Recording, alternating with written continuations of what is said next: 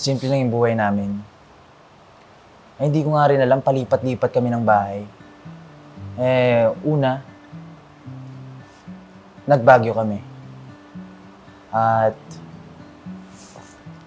when I was, 6 years old. 6 years old ako with my family.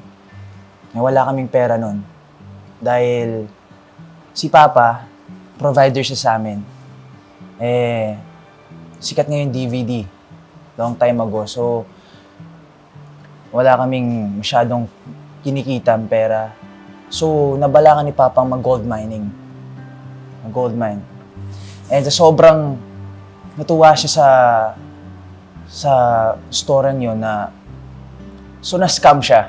So, nagbalak na si Mama at Papa na mahal, bumili na tayo ng malaking bahay para sa anak natin. Sobrang tuwa ni Mama. Ginastos lahat ng hari-harian namin. Yung relo, mga diamonds niya, kotse, lahat. Sinakripisyo niya yun para sa amin. Inalipas ng isang buwan, nawala. Parang bula, wala na. Sobrang umipat kami sa Pampanga para sa lola namin kasi may heart problem siya. Pumunta kami doon sa Pampanga for 2 years. Wala kaming makain nun eh. Heart attack si Lola sa ospital. Hindi makatiis si Papa eh. Tapos mga kapatid ko pumunta pa sa Canada from Philippines. Tapos sabi sa amin ni Papa, wala na si Lola.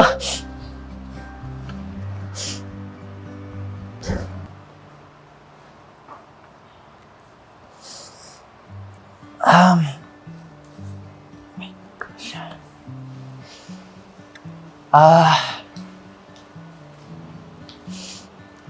Actually guys, simple lang talaga yung buhay namin. Hindi namin gusto ng mga garang gamit kasi na-realize naman mas importante yung pamilya kaysa lahat ng bagay. Hinihiling. Guys, make the most of it na abang nandyan pa yung taong mahal nyo. Kasi mawawala lang yan parang bula. Makikita nyo lang yung mga kabaong na lola, sayang hindi ko pa kita nakita. Hindi pa kita na-banding ng matagal. I'm really grateful na kompleto kami ng family ko. Kahit pa-zigzag yung buhay namin, hindi namin alam kung masaya at malungkot.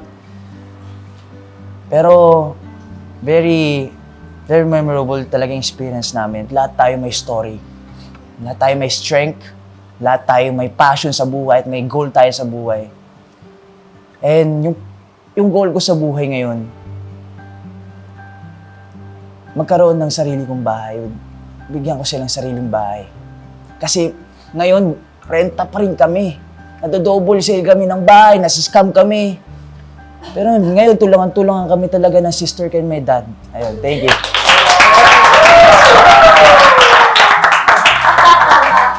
This